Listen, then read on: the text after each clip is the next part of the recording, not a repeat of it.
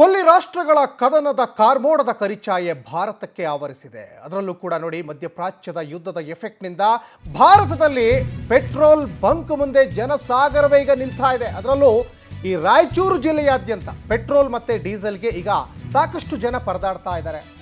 ಒಂದು ಕಡೆ ಈಗ ಪೆಟ್ರೋಲು ನಮ್ಮ ಹತ್ರ ಸ್ಟಾಕ್ ಇದೆ, ಗ್ಯಾಸ್ ಸ್ಟಾಕ್ ಇದೆ ಅಂತ ಒಂದು ಕಡೆ ಹೇಳ್ತಾ ಇದ್ರೂ ಕೂಡ ಜನ ಮಾತ್ರ ಪ್ಯಾನಿಕ್ ಆಗ್ತಾ ಇದ್ದಾರೆ. ಹಲವು ಪೆಟ್ರೋಲ್ ಬಂಕ್ಗಳ ಮುಂದೆ ವಾಹನಗಳು ಕ್ಯೂ ನಿಂತ್ಕೊಂಡಿದ್ದಾವೆ. ಕೃತಕ ಅಭಾವ ಸೃಷ್ಟಿಯಾಗಿದೆ. ಪೆಟ್ರೋಲ್ ಸಿಗದೆ ಸವಾರರು ಒಂದು ಕಡೆ ಈಗ ಸಂಕಷ್ಟಕ್ಕೆ ಈಡಾಗಿದ್ದಾರೆ. ರಾಯಚೂರು ನಗರದ ಈಗ ಭಾಗಶಃ ಜನ ಪೆಟ್ರೋಲ್ ಬಂಕ್ಗಳು ಮುಂದೆ ಜನ ಬಂದು ನಿಂತ್ಕೊಂಡಿದ್ದಾರೆ. ಪೆಟ್ರೋಲ್ ಬಂಕ್ಗಳು ಬಂದಾಗಿದ್ದಾವೆ. ಇನ್ನು ರಾಯಚೂರು ಜಿಲ್ಲೆಯ ಸಿಂಧನೂರು ಪಟ್ಟಣದಲ್ಲಿ ಪೊಲೀಸ್ನವರು ಈಗ ಜನಜಾಗೃತಿಯನ್ನು ಮೂಡಿಸ್ತಾ ಇದ್ದಾರೆ.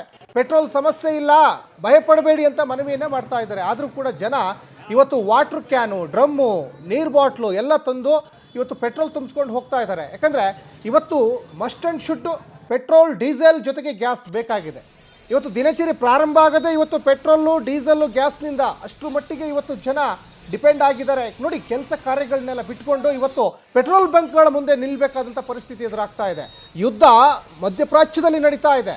ಅಮೇರಿಕ, ಇಸ್ರೇಲ್, ಇರಾನ್ ನಡುವೆ ಒಂದು ಕಡೆ ಯುದ್ಧ ನಡೀತಾ ಇದ್ರೆ, ನಮ್ಮ ದೇಶದಲ್ಲೂ ಆಂತರಿಕ ಯುದ್ಧ, ಹೊಟ್ಟೆಪಾಡಿಗೋಸ್ಕರ ಯುದ್ಧ ನಡೀತಾ ಇದೆ. ನೋಡಿ, ಇವತ್ತು ಕೆಲಸ ಕಾರ್ಯಗಳನ್ನೆಲ್ಲ ಬಿಟ್ಟು ನೂರಾರು ಜನ ಇವತ್ತು ರಾಜ್ಯದ ನಾನಾ ಭಾಗಗಳಲ್ಲಿ ಪೆಟ್ರೋಲ್ ಬಂಕ್ಗಳ ಮುಂದೆ ನಿಂತ್ಕೊಳ್ಬೇಕಾದಂಥ ಪರಿಸ್ಥಿತಿ ಎದುರಾಗ್ತಾ ಇದೆ. ಗ್ಯಾಸ್ ಏಜೆನ್ಸಿ ಮುಂದೆ ಕ್ಯೂ ನಿಂತ್ಕೊಳ್ತಾ ಇದ್ದಾರೆ. ಯಾಕಂದರೆ ಗ್ಯಾಸ್ ಒಂದು ಕಡೆ ಅವ್ರಿಗೆ ಸಿಗ್ತಾ ಇಲ್ಲ, ಬುಕ್ ಮಾಡಿದರೆ ಬುಕ್ ಆಗ್ತಾ ಇಲ್ಲ. ಜೊತೆಗೆ ಪೆಟ್ರೋಲ್ ಬಂಕಲ್ಲೂ ಕೂಡ ಇವಾಗ